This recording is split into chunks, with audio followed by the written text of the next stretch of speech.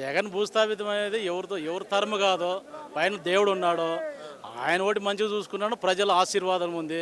ఈ కూట ప్రభుత్వం ఏం చేసినా కూడా ఏం కాదు. వీళ్ళన్నీ ఊరిని చెప్పుకోవడమే కానీ పవన్ ఉన్నాడు కానీ పవన్ కళ్యాణ్ ఆయన ఏందున్నాడో ఏమో, చంద్రబాబు నాయుడు బూట్లు నాకే తప్ప ఇంకేంటికి లేడు. ఆయన జెండా కింద ఆయన బతుకుతున్నాడు, అంత తప్పితే ఏంది లేదు పవన్ది, ఇంకేమీ లేదు. మరి పవన్ కళ్యాణ్ గారు అంటున్నాడు ఈసారి 11 కాదు 1 పరిమితం చేస్తాం జగన్ గారు. 11 కాదు, ఆయనకు ఒకటి, ఆయన దమ్మల మీద చేసుకొని చెప్పమను. ఇప్పుడు ఒక సామెత చెప్తాను, స్కూల్లో పిల్లోడు ఒక టీచర్గా ఏదైనా చెప్తా అంటాడు, 100కి 100 మార్కులు ఎట్లా వస్తాయి? ఏదో ఒకటి 100కి 90 వస్తాయి కదా, 21 ఎట్లా వస్తాయి? ఇది ట్రాపరింగ్ చేసుకొని ఈవీఎంల ద్వారా ఆయన బయటకు వచ్చినాడు కానీ తప్ప ఇంకేమేమి లేదు దీంట్లో. స్వచ్ఛందంగా జగన్కి 120-130 సీట్లు 2024లో ఖచ్చితంగా జగన్ సీఎం అయ్యేవాడే. ఇదంతా ట్రాపరింగ్ జరిగింది ఈవీఎంల ద్వారా.